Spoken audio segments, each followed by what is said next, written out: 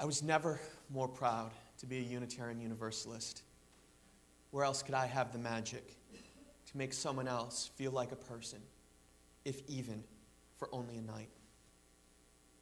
So the second lesson, magic's not just about community, but it's also the people who make up community. Losing sight of either makes the magic go away. And the third lesson I've learned in magic is a lesson I also learned here at Reading. It's not about the tricks or the gimmicks, but about being authentic and real. It relates to a bit of magic that comes from the medieval and Renaissance alchemists. The magic of transformation that they would do to try to make the Philosopher's Stone. Alchemists wanted to make the stone that could turn lead into gold. But the Philosopher's Stone was also an attempt at self-purification. While the stone would create wealth for the owner, the process of making the stone would make one worthy of having such wealth. And creating such a stone had several steps that were mirrored in the soul of the alchemist. The various elements would first be liquefied or dissolved so they could be combined together, and then the substance would be putrefied, so all of the impurities of the mixture could rot away. Then it would once again be pure, and once it was pure, it would be enriched, and then distilled down to its very essence and allowed to coagulate to form the stone. And the process related to the soul or the essence of the alchemist, because at first the alchemist would be a collection of all of these diverse elements, some wisdom, some love, some ambition, some raw materials. All would be pieces of the puzzle, but in the process the alchemist had to combine all the pieces, for how else would the alchemist become a discrete whole? That which was impure or rotten had to rot away in the purification process. Things like greed or pride or illusions of control would be purified from the alchemist's soul.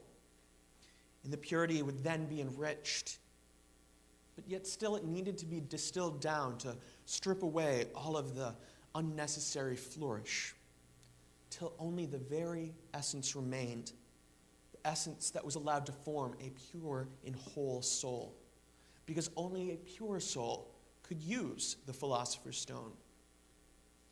And I see a lot of parallels to that in my time here at Reading. It wasn't that long ago that I first came here with a lot of wonderful tools and some misguided notions, as much to unlearn as to learn. So the chaff was removed. Advice was plenty, and I learned but also refined my ministry here. And along the way, I was also enriched by the love of this place. The community of this place really helped teach and enrich me with a sense of what is real. As we worked together this year, things were distilled down even further. I loved playing with words, but time and again I was told, just talk to us. I liked being clever, but I was told, just tell us what matters to you. Along the way, I've had my sense of ministry congeal together of what really matters is authentically being present, of honest and open sharing. After I leave in June, I have one final interview panel that will probably be in the fall of 2011 before the denomination offers me ministerial fellowship. It's been a long road. Ministry is a long road because there's a lot of transformation that has to happen inside to be able to walk along with others in their own hurts and pain, to help bring community, to foster community, to lead community, to offer an alternative to what contemporary culture might tell, our alternative, that here everyone is welcome, and not just because you might consume something we would sell you. And that is real magic. And for such a message, some would balk. The new atheists want us to believe that things are black and white.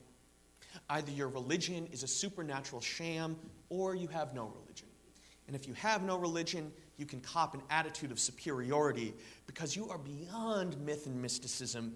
You see through the smoke and mirrors of folklore. But I believe that there is a deeper magic and a deeper power at work than just claims of the supernatural. The magic of religion is more than a one-time offering of bread and fishes that would feed thousands. The magic of religion is more than the one-time plagues and guidance through the desert. The magic of religion is that people come together for purposes bigger than themselves. We see this daily in soup kitchens, in shelters, periodically in marches and in protests, weekly, to come together and be with one another, to love one another and to hold one another. The power of the Passover ritual is the collective memory of seeing life in a different way, of reorienting our values. For each generation, when hearing the story, we need to experience it as though we were the poor, frightened slaves fleeing oppression. And that makes us revalue society. The myth of the story is more than the powers of a divine acting on earth. The myth of the story is about a people without a home, magically coming together to be a people who have experienced exiles all throughout time, a people who know what it's like to wander in the wilderness for generations, yet still be a people. And we are a people. We are a people who have a long history and tradition of magic. Our ancestors had the magical powers to bring about abolition, to help bring about women's suffrage, to create some of the finest institutions of learning in the world. And this congregation has the magic to help transform into enchant. That's something that I can attest to. This is something that the many interns this congregation has mentored can attest to. And soon I will be leaving you, but I'm better for having been with you. So thank you for offering me all these many lessons in magic. Blessed be, and amen.